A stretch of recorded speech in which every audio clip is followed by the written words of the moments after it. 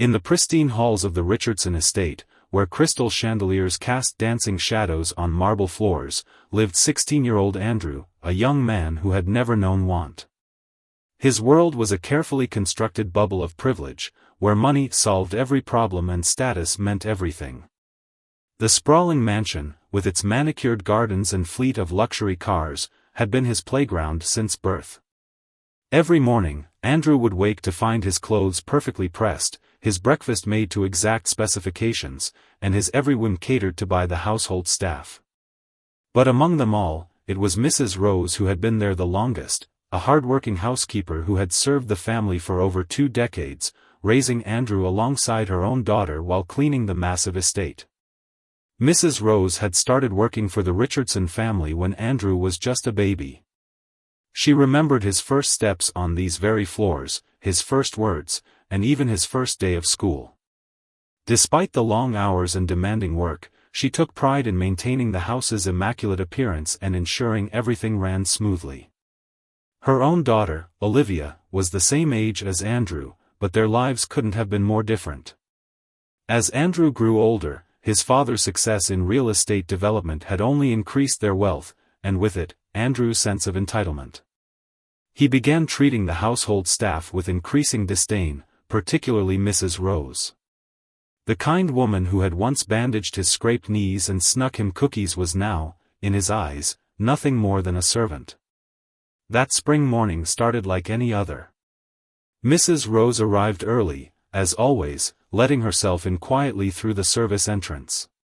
She began her daily routine, dusting the antique furniture and ensuring fresh flowers adorned every room. The morning light streamed through the floor-to-ceiling windows, highlighting specks of dust in the air, a sight that would have mortified Andrew's mother. Andrew descended the grand staircase around 10, already annoyed that his favorite designer shirt hadn't been ironed to his satisfaction.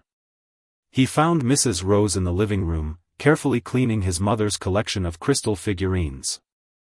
Without warning, he began a tirade about the shirt, his voice echoing through the cavernous space. "Look at this," he snapped, holding up the sleeve. "Do you even know how much this costs? More than you make in a month. And you can't even iron it properly?" His words dripped with contempt, each syllable a sharp reminder of the social divide he perceived between them. Mrs. Rose stood quietly, her dignity intact despite the verbal assault. She had seen Andrew through too many phases of life to let his current behavior truly wound her. Still, the cold contempt in his eyes she had once seen filled with childhood innocence, cut deep. What Andrew didn't realize was that Mrs. Rose had stayed late the previous night, well past her working hours, to help prepare for his mother's charity gala. She had ironed that very shirt with the same care she gave to everything in the household, but Andrew's rough handling had created new wrinkles. The tension in the room was broken by the unexpected arrival of Andrew's father, Robert Richardson, who had forgotten some important documents for a meeting. He stood in the doorway, briefcase in hand, witnessing his son's behavior with growing dismay. Robert had grown up in modest circumstances himself, working his way up from nothing. He had never wanted his success to turn his son into someone who looked down on others. As Andrew continued his tirade, unaware of his father's presence, Mrs. Rose maintained her composure, her hand steady as she carefully placed the crystal figurine back in its place. The morning sun caught the crystal, sending rainbow reflections across the room, a beautiful moment that contrasted sharply with the ugly scene unfolding. Little did Andrew know, this moment would mark the beginning of a journey that would change his perspective forever. His father's unexpected presence and the events that would follow would force him to confront the consequences of his actions and the true meaning of character, respect, and human dignity. Robert Richardson's footsteps echoed across the marble floor as he stepped into the room, his presence immediately commanding attention. The atmosphere shifted as Andrew finally noticed his father, his angry words dying in his throat. The look of disappointment on his father's face spoke volumes, and for the first time that morning, Andrew felt a flicker of uncertainty. "Son," Robert's voice was calm but firm, "I'd like to see you in my study. Now." He turned to Mrs. Rose, his expression softening. "Mrs. Rose, please take the rest of the day off." "With full pay, of course." Despite her protests about unfinished tasks, Robert insisted, and she quietly gathered her things and left, her dignity intact. In the study, surrounded by dark wood paneling and leather-bound books, Robert settled behind his desk. The morning light filtered through the window, illuminating the space where Andrew stood uncomfortably, suddenly feeling like a small child again. The room that had once been his favorite hiding spot during hide-and-seek now felt suffocating. "Do you know where I was on my 16th birthday?" Robert began, his eyes fixed on his son. When Andrew shook his head, Robert continued, "I was working as a janitor at night school, trying to earn enough money to help my mother pay rent. Mrs. Rose reminds me of my mother, same quiet strength, same unwavering dignity." Andrew shifted uncomfortably as his father reached into his desk drawer and pulled out an old, worn photograph. It showed a much younger Robert, dressed in simple clothes, standing proudly next to a small cleaning cart. "This was my first job. I learned more about life pushing that cart than I did in any classroom." The revelation stunned Andrew. His father had never shared this part of his life before. The image of his powerful, successful father as a young janitor didn't align with the world Andrew thought he knew. He had always assumed their family had always been wealthy, that success was their birthright. "Starting tomorrow," Robert announced, "you'll be spending your summer break working alongside Mrs. Rose. No allowance, no credit cards, no special treatment. You'll learn what real work means." Before Andrew could protest, his father held up his hand. "This isn't a punishment, it's an opportunity to understand the value of every person's contribution to this household." Andrew's world seemed to tilt on its axis. Work as a housekeeper? Him? The very thought made him feel sick to his stomach. His summer plans of yacht parties and luxury vacations with friends evaporated in an instant. "But Dad, what will people think? What about my friends?" "That's exactly the problem, son. You're more concerned about what others think than about being a decent human being. Your grandmother, my mother, worked as a housekeeper her entire life to give me an education. Every dollar she earned helped build the foundation of what we have today." The weight of his father's words began to sink in. For the first time, Andrew saw the family photos on the wall with new eyes. Behind every success, there was a story of hard work and sacrifice he had never bothered to learn about.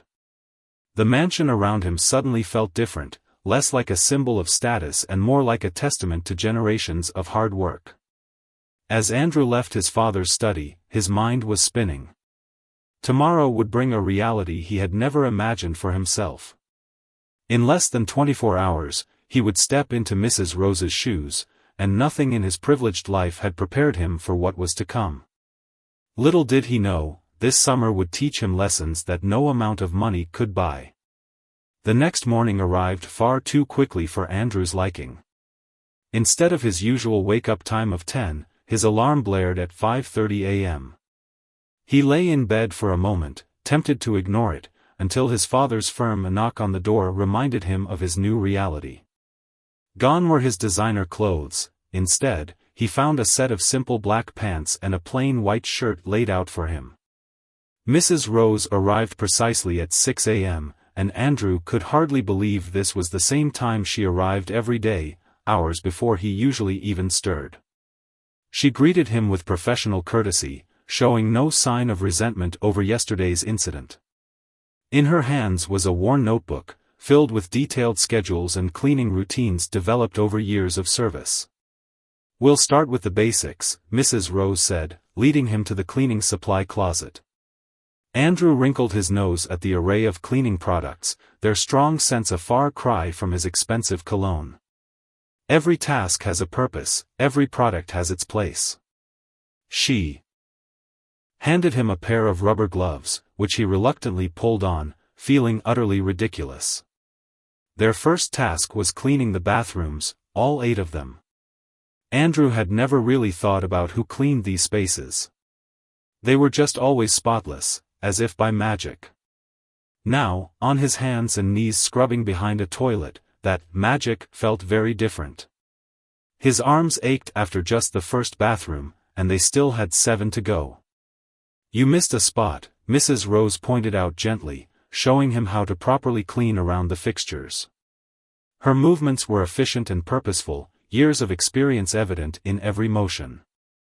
Andrew found himself struggling to keep up, his inexperience showing in every clumsy attempt to mirror her techniques. By mid-morning, sweat had soaked through his shirt, and his hands were starting to prune inside the rubber gloves. They moved on to dusting the library, a task Andrew had previously thought was simple until Mrs. Rose showed him the proper technique for handling the delicate first editions his mother collected. "Each book tells a story," Mrs. Rose explained as she demonstrated how to carefully clean the leather bindings. "Not just the words inside, but the care we give them. Everything in this house has value beyond its price tag." Her words carried a wisdom that made Andrew pause, remembering how carelessly he had handled these same books countless times before. During their lunch break, instead of his usual elaborate meal, Andrew sat in the kitchen with a simple sandwich. Mrs. Rose pulled out her own lunch, leftovers from the dinner she had cooked for her family the night before. The aroma of home-cooked food filled the small space, making Andrew's sandwich seem even more bland in comparison. As they ate, Mrs. Rose received a call from her daughter, Olivia. Andrew couldn't help but overhear their conversation. Olivia had just received an acceptance letter for a scholarship she'd been working toward. The joy in Mrs. Rose's voice was palpable, and for the first time, Andrew saw her not just as a housekeeper, but as a mother who had worked tirelessly to give her child opportunities. The afternoon brought more challenges. While cleaning the windows in the living room, Andrew accidentally knocked over one of his mother's precious crystal figurines, the same ones he had berated Mrs. Rose about just yesterday. His heart stopped as he watched it fall, but Mrs. Rose's quick reflexes saved it from shattering. "Accidents happen," she said kindly, seeing the panic on his face. "What matters is how we handle them." Her grace in that moment made Andrew's behavior from yesterday seem even more shameful. He remembered how he had blamed her for far less, and the realization sat heavily in his stomach. By the end of the day, every muscle in Andrew's body ached. His hands were sore despite the gloves, and his feet felt like lead. As he watched Mrs. Rose gather her things to leave, still looking as composed as she had in the morning, he couldn't help but ask, "How do you do this every day?" She paused at the door, a gentle smile on her face. With pride, she answered simply, "Because every task, no matter how small, has dignity in it." With that, she left, leaving Andrew to ponder her words as he dragged himself up to his room, knowing tomorrow would bring another day of lessons, both in cleaning and in life. A week into his new role, Andrew was sorting through donated clothes in the mansion's basement, another task he'd never known existed in his household. Mrs. Rose had explained that his mother regularly organized charity drives, and part of their job was preparing these items for distribution. As he folded a child's winter coat, his phone buzzed for the 100th time that day. His friends had been messaging constantly, wondering why he'd gone MIA from their usual summer activities. The latest message was about an exclusive party happening that weekend on someone's private yacht. Last summer, he would have been the first to RSVP. Now, looking at his calloused hands and the mountain of work ahead, those parties seemed somehow less important. "That's a nice coat you're holding," Mrs. Rose commented, noticing his distraction. "It reminds me of Olivia's first winter coat. We couldn't afford new, so we got it from a donation center like this. She wore it for 3 winters straight." She smiled at the memory, continuing to sort clothes efficiently. The coat in Andrew's hands suddenly felt different. He thought about the child who might receive it, about winters spent without proper clothing. He thought about Olivia, who he'd seen occasionally when she came to pick up her mother, always polite despite his past rudeness, always carrying textbooks for her advanced placement classes. Later that afternoon, they received an unexpected visitor. Mrs. Rose's daughter Olivia stopped by during her break from her summer job at the local library. She needed to drop off some medication for her mother's arthritis, a condition Andrew had never noticed despite Mrs. Rose's years of service. He watched as she handed over the pills with careful instructions, her concern for her mother evident in every word. "Mom, you're pushing yourself too hard again," Olivia said, noticing her mother's slight wince as she reached for a high shelf. Andrew felt a pang of guilt, remembering all the times he'd demanded Mrs. Rose clean hard-to-reach places without a second thought. "I'm fine, sweetheart," Mrs. Rose assured her daughter. "Besides, I have help now." She glanced at Andrew with a kind smile that he didn't feel he deserved. Olivia looked at him too, surprise flickering across her face at seeing him actually working. During their interaction, Andrew learned that Olivia was taking extra summer classes to graduate high school early, while also working part-time to save for college. Despite her busy schedule, she still found time to help her mother with housework at home. The contrast between their lives, between his lazy summers and her determined hustle, was stark. As Olivia was leaving, she dropped her worn backpack, spilling textbooks across the floor. Andrew found himself moving automatically to help her gather them. One book caught his eye. It was an advanced calculus text, the same subject he'd struggled with last semester despite having an expensive private tutor. "You understand this stuff?" he asked, genuine curiosity replacing his usual condescension. "Math is actually my best subject," Olivia replied, a hint of pride in her voice. "I'm hoping to study engineering in college." There was no bitterness in her tone, no resentment for the opportunities he'd taken for granted while she worked so hard for hers. After Olivia left, Andrew worked alongside Mrs. Rose in silence, his mind churning with new thoughts. He noticed how she would occasionally rub her wrist when she thought no one was watching, yet never complained. He saw how she took pride in every task, no matter how menial it might have seemed to him before. That evening, as they finished their work, Andrew gathered his courage.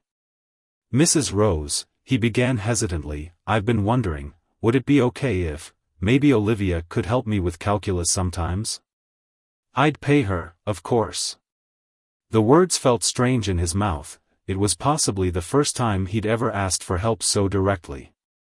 Mrs. Rose looked at him for a long moment, as if seeing something new in him. "I'll ask her," she said finally, with a warm smile. "But Andrew, you should know, Olivia doesn't need payment to help others. That's something money can't buy." As Andrew walked up to his room that night, he passed the crystal figurines he'd once yelled about. Their sparkle caught his eye, but now he saw beyond their monetary value. He saw the care it took to keep them pristine, the dedication behind every fingerprint-free surface.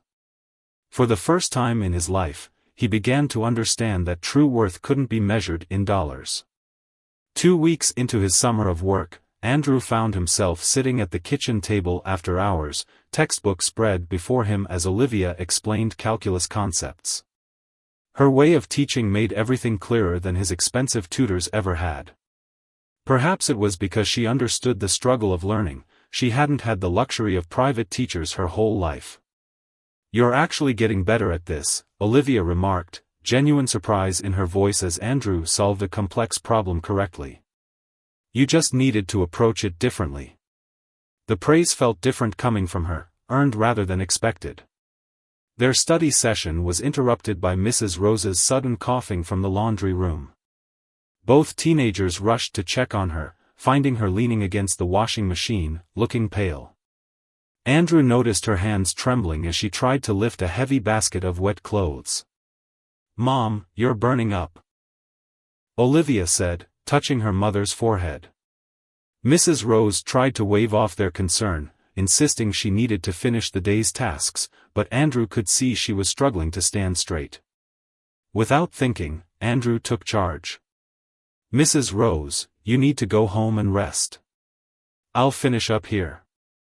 Seeing her about to protest, he added, "I know the routine now. You've taught me well. But your father's dinner party tomorrow." Mrs. Rose began, worry creasing her forehead. The Richardson household was expecting important business associates, and everything needed to be perfect. "I'll handle it," Andrew assured her, surprising himself with his confidence. "Olivia can help me, and we'll make sure everything's ready." He looked at Olivia, who nodded in agreement. After they convinced Mrs. Rose to let her daughter drive her home, Andrew stood in the massive laundry room, really seeing it for the first time. This was where Mrs. Rose spent countless hours ensuring his family had pristine clothes, despite her arthritis, despite feeling ill, despite his past ingratitude. He worked late into the evening, determined to complete every task on Mrs. Rose's list. Olivia stayed to help, and together they tackled the mountain of preparation needed for tomorrow's party. As they worked, they talked, really talked, for the first time. He learned about her dreams of becoming an engineer, about how she studied by flashlight late at night to avoid running up her mother's electricity bill, about the scholarship she'd won through sheer determination. Every revelation made him more aware of his own privileged bubble. "Why doesn't your mom ever take sick days?" Andrew asked as they polished silverware for the party. Olivia's hands paused briefly. "We can't afford to lose the income," she said simply. "Mom's medical bills from her arthritis treatment are already high enough." The silverware in Andrew's hands, pieces he'd eaten with his whole life without a second thought, suddenly felt heavy with meaning. Each piece cost more than Mrs. Rose made in a day, yet she carefully polished them every week without complaint. As midnight approached, they finally finished the preparations. The house was spotless, the laundry done, and everything was ready for tomorrow's party. Andrew insisted on driving Olivia home, not wanting her to walk or take the bus so late at night. The drive to their modest apartment took them through parts of town Andrew had never visited. As they passed by small houses and apartment buildings, Olivia pointed out her high school, a public school Andrew had only seen from a distance on his way to his private academy. Pulling up to her apartment building, Andrew noticed how Olivia straightened her shoulders, carrying herself with the same quiet dignity her mother possessed. Before she got out of the car, she turned to him. "You know, I used to think you were just another spoiled rich kid who'd never understand what it's like for people like us," she said honestly. "I'm glad I was wrong." Her words stayed with Andrew long after he returned home. Lying in his bed, surrounded by luxury, he couldn't stop thinking about Mrs. Rose working while sick, about Olivia studying by flashlight, about all the things he'd taken for granted his entire life. He made a decision then, reaching for his phone. After a few quick searches and some messages, he had a plan forming, one that would show Mrs. Rose and Olivia that he had truly begun to understand the value of hard work and human dignity. The next morning, Andrew woke up early without an alarm, a first in his life. He had several calls to make before the day began, starting with his father's personal physician. Using his father's name opened doors that he knew would normally remain closed to someone like Mrs. Rose, and for once, he felt his privilege could serve a purpose beyond his own comfort. When he arrived at the mansion, he found Mrs. Rose already there, still looking unwell but determined to work. The sight of her struggling to carry cleaning supplies made his heart clench. Before she could protest, he gently took the supplies from her hands. "Mrs. Rose, I've made an appointment for you with Dr. Thompson this afternoon," he announced, trying to keep his voice casual. "He's the best rheumatologist in the city, and he's agreed to take on your case." Seeing her begin to shake her head, he quickly added, "Please consider it repayment for all the times you've taken care of me." Tears welled up in Mrs. Rose's eyes, but she blinked them away quickly. "Andrew, I appreciate the thought, but I can't afford dash." "It's already taken care of," he interrupted softly. "I spoke with my father this morning. We're adding comprehensive health insurance to your employment benefits, effective immediately. And it's not just for you, it covers Olivia too." Mrs. Rose sat down heavily in a kitchen chair, overwhelmed. Andrew continued, his words coming faster now. "Dad agreed that it was long overdue. He's also implementing it for all our household staff. He said I helped him see something he should have noticed years ago. The morning of the dinner party passed in a blur of activity. Andrew insisted on handling the heavier tasks, making sure Mrs. Rose didn't strain herself. As they worked, he shared more of his plan with her. "I've been talking with my old tutoring center," he explained while they arranged flowers for the dining room. "They're starting a scholarship program for students who excel in mathematics and sciences." When I mentioned Olivia's abilities, they were very interested. He carefully adjusted a rose, using the techniques Mrs. Rose had taught him. "They want to interview her for a paid tutoring position. It could help with her college expenses." Mrs. Rose's hands stilled on the flowers. "You did all this, for us?"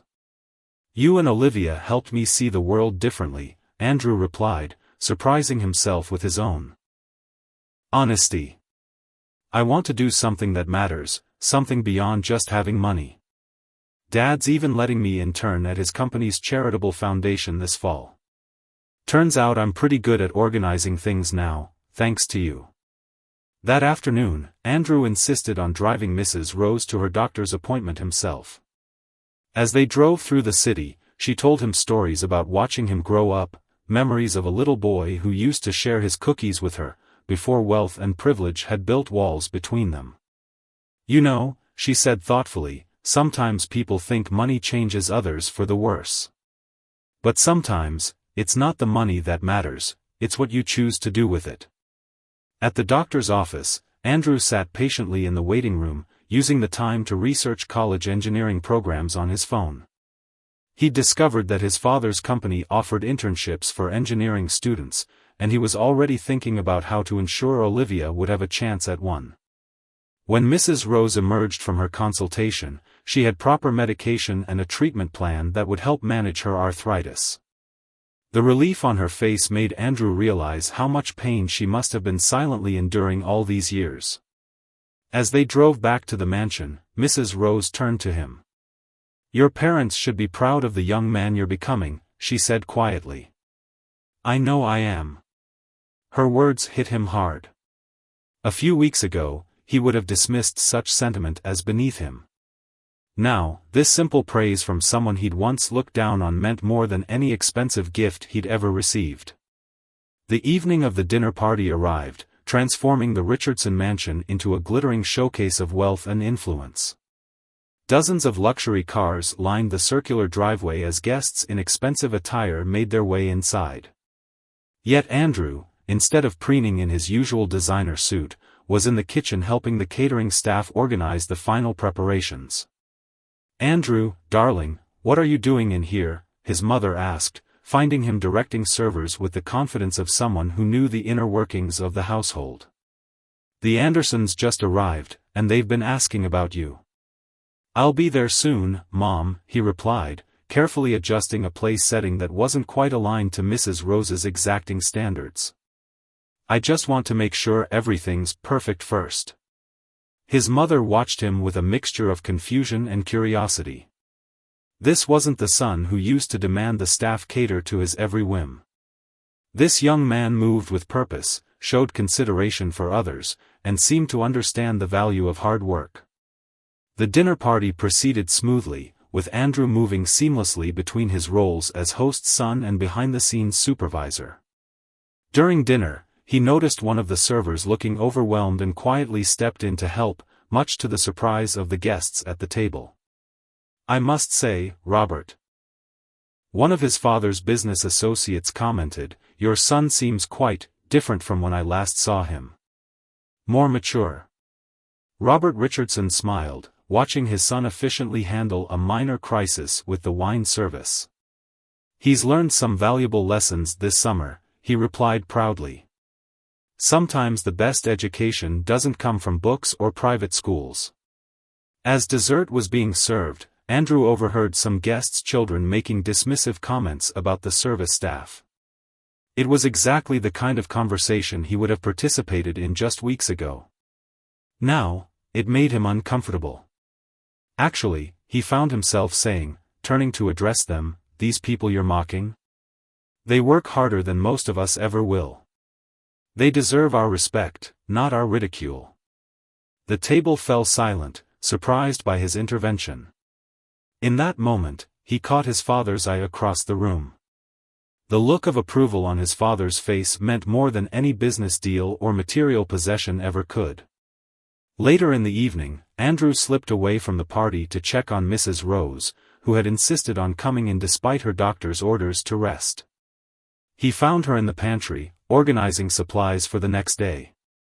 "You should be at home resting," he scolded gently, taking the heavy container from her hands. "Everything's under control here." "I just wanted to make sure she began, but Andrew cut her off with a smile. "I know where everything goes now," he assured her. "And I've already prepared the cleaning schedule for tomorrow. Please, go home and rest. Doctor's orders, remember?" Mrs. Rose looked at him for a long moment, her eyes glistening. "You know," she said softly, "when your father first asked me to help teach you about hard work, I wasn't sure it would make a difference. But you've proven me wrong in the best possible way."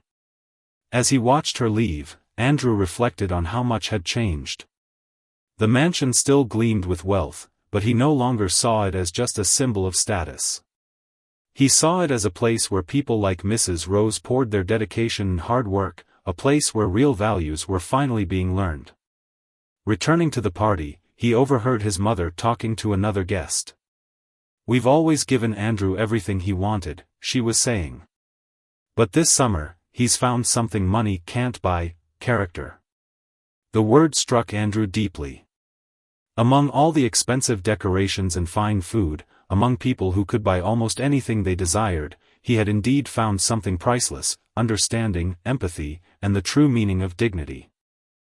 As summer drew to a close, the Richardson mansion buzzed with a different kind of energy. The household staff moved about their duties with renewed enthusiasm, no longer walking on eggshells around the owner's son. Instead, they found in Andrew an unexpected ally and friend. On a warm August morning, Andrew stood in the kitchen surrounded by the entire household staff, Mrs. Rose at his side. He had gathered them all for an announcement that would change the household dynamics forever. "Starting next month," he began, his voice clear and confident, "my father's company will be implementing new policies for all household staff across his properties. Full health coverage, paid vacation time, and educational assistance for staff members' children." He smiled at Mrs. Rose, whose eyes were brimming with tears of joy. "And this is just the beginning." The news was met with emotional responses from the staff members, many of whom had worked for years without such benefits. But Andrew wasn't finished. He turned to Mrs. Rose, "And we have one more surprise." "Dad?" Robert Richardson stepped forward, holding an official-looking document. "Mrs. Rose, in recognition of your 20 years of service and dedication to our family, we're creating a new position, Head of Household Operations. You'll be overseeing all our property's domestic staff, with a substantial raise and reduced physical duties to accommodate your health needs." The kitchen erupted in applause. Everyone knew there was no one more deserving of this promotion than Mrs. Rose. As she hugged Andrew, he whispered, "This was all you. You taught me what real leadership looks like." Later that afternoon, Olivia arrived with exciting news of her own. Thanks to the tutoring position Andrew had helped her secure, combined with her scholarship, she had enough funds to attend the engineering program of her dreams. But there was more. She'd been accepted into the Richardson Company's competitive internship program for the following summer. "I got in on my own merit," she said proudly, showing Andrew the acceptance letter. "Your recommendation got them to look at my application, but my grades and test scores did the rest." Her eyes shone with determination and gratitude. As Andrew helped Mrs. Rose and Olivia celebrate their achievements, his mother watched from the doorway, leaning against her husband. "Remember when we worried about spoiling him?" she whispered. "Look at him now." The kitchen, once just a service area Andrew barely deigned to enter, had become a place of warmth and community.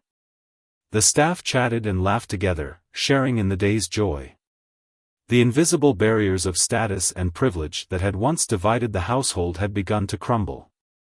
That evening, as the celebration wound down, Andrew found himself back in his father's study. The same room where his journey had begun now felt different, warmer, more welcoming.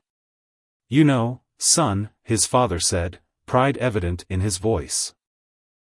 "When I started this experiment, I hoped you'd learn about hard work.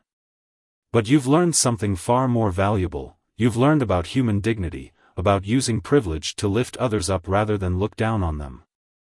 Andrew looked at the old photograph of his father with the cleaning cart, still displayed prominently on the desk. "I understand now, Dad. True wealth isn't about what's in our bank accounts. It's about how we treat others, how we use what we have to make a difference." As summer ended, Andrew prepared to return to school, but nothing would be the same. His designer clothes no longer felt like armor, his privileged position no longer felt like a weapon to wield over others. Instead, they had become tools for creating positive change. Mrs. Rose still ran the household with quiet efficiency, but now with the respect and position she had always deserved. Olivia continued tutoring Andrew in calculus, their unlikely friendship a testament to how barriers of class and privilege could be overcome. The Richardson mansion still stood as a symbol of wealth, but it had become something more, a place where dignity, respect, and understanding flourished. And Andrew, once the arrogant rich kid who looked down on others, had become someone his younger self wouldn't recognize, someone who understood that true character isn't inherited with wealth but built through understanding, empathy, and respect for every human being's inherent dignity.